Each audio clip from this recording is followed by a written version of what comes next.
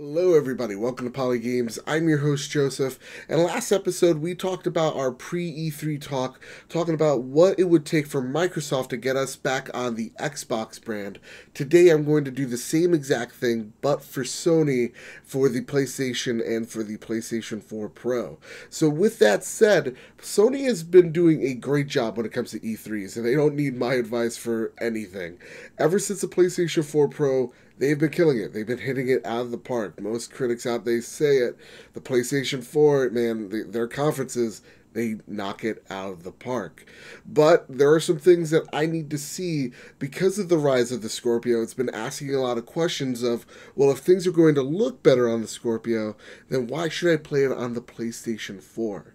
So Sony's biggest strength is actually Microsoft's biggest weakness, which is that roadmap, showing us what we can expect out of Sony, out of their top studios, till this E3, till next E3. We can see what Sony has to offer. And with that said, last E3 we saw a lot of games. We saw Days Gone, we saw God of War, we saw Detroit, we saw Spider-Man. Oh my god, we saw Spider-Man. We saw Gran Turismo Sport. And those games are going to make a return here at this E3 for the most part, because these games now need release dates. They need at least a release window. We know that Days Gone, it seems that is going to be a holiday release game.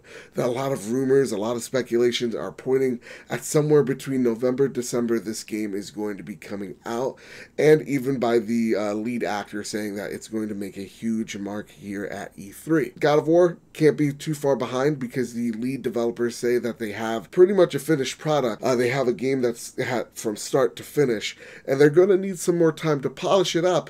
So I believe that game is going to probably fall between February or March of next year. And that makes sense to me because Sony loves to put games out in February and in March during tax season for people to go and pick up and buy. Now, with that said, when it comes to Detroit or Spider-Man, that is a little bit of a gray area. I definitely think that those two games should be coming out somewhere between the spring time span. So we could just say that spring or summer of 2018, we can experience both of these games, and that would be terrific. So right now, the main point of this is to set down dates for the games that we were excited for last E3 at this E3. To finish off this list, we have Gran Turismo Sport.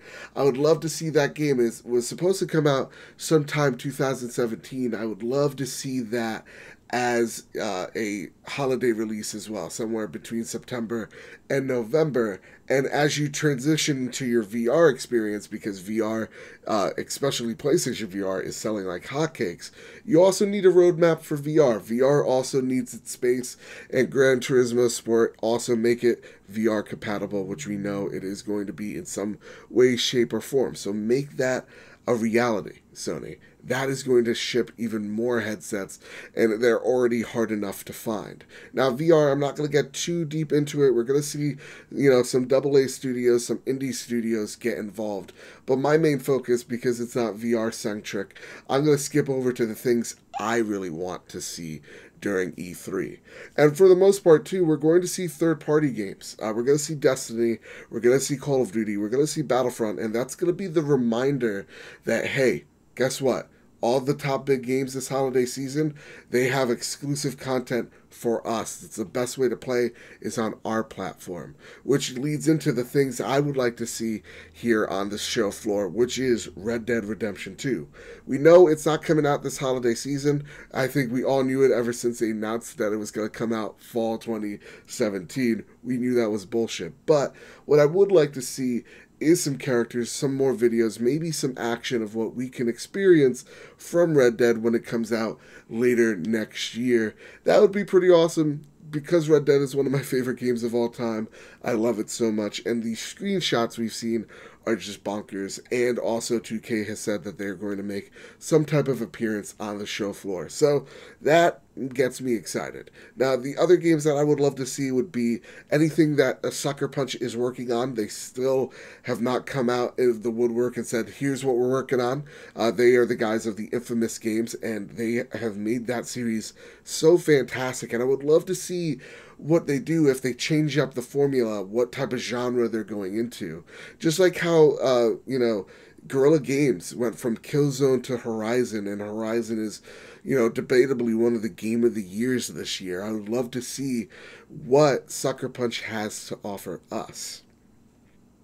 And with that said, too, Until Dawn 2 would make some sense. It's been 2 years. I know that studio isn't Sony owned, but because of the success of the first game, I wouldn't be surprised if there is a second one in the works. And talking about wouldn't be surprised, full of blood and gore, let's talk about Bloodborne 2. One of the biggest rumors and speculation out there since March this year has been Bloodborne making its way through E3, or to E3. And every single rumor has been wrong. So why do I think it's going to be here at E3? Well, it's not just wishful thinking, because Bloodborne was my Game of the Year 2014. It got me into the Soul series and is one of my favorite games of all time.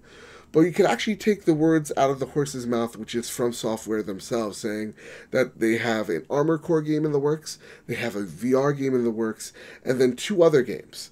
And one is a Sony exclusive, and they said one of these games is going to be what some audiences would recognize us for. So that just screams to me, if it's a Sony exclusive, it feels like a Soulsborne game, then it probably is a Soulsborne game, and we'll be getting Bloodborne 2 sometime next year, maybe March of next year. Who knows? But Bloodborne 2 would be a huge, big game to show off because it has such a huge cult following amongst us PlayStation gamers. Again, it was one of my favorite games of all time, and it was one of the first games that wasn't just a critical hit, but it was also a commercial hit as well for the PlayStation brand. This was a huge surprise for Sony, and they seem to be very much on board with Bloodborne 2, so that's why I'm thinking it's going to make it here. Lastly, I'm going to talk about the things I don't want to see, and I don't want to be mean because I know developers work so hard to make these creations a reality, but these are just things that I would kind of want to see pushed in the back burner a bit, and that is, first, Death Stranding. Let's get the real controversial one out of the way. Why don't I want to see Death Stranding? Why not remind me that Kojima's making a Sony console exclusive game? Well, because I'll be honest, I'm not wowed by any of these trailers. Yes, they're all weird.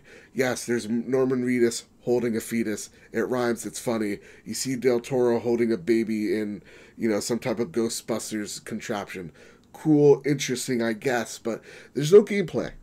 And for me, I need to see something to get really excited for it. I need to see true gameplay and what your vision is to really get excited for it. That's why I like the Spider-Man game.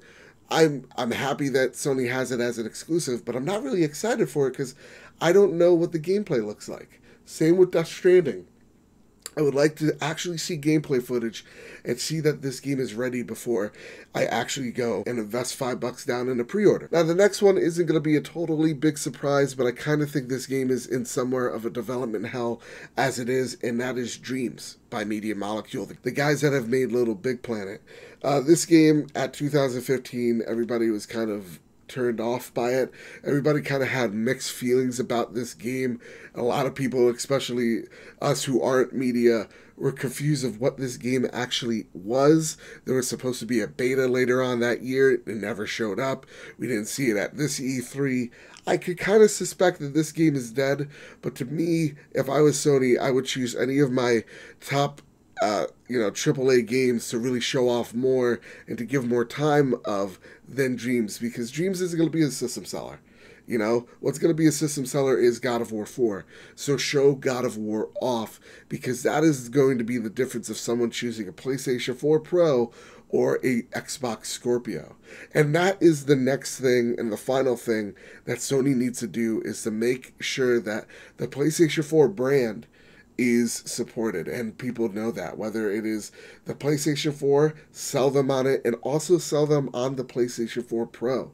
Sell them on that upgrade. Get people excited for it, because you stumbled big time last time. Back in September, you stumbled hard on that presentation, and here's a redo point for you guys. Because again, if Scorpio is as successful as Microsoft plans for it, that's going to be some competition. So you got to make sure that the software speaks for itself and that people are excited for the games, because that's what's going to sell your system. Software, not the hardware. So with all that said, all of that out of the way. I know this was a long video.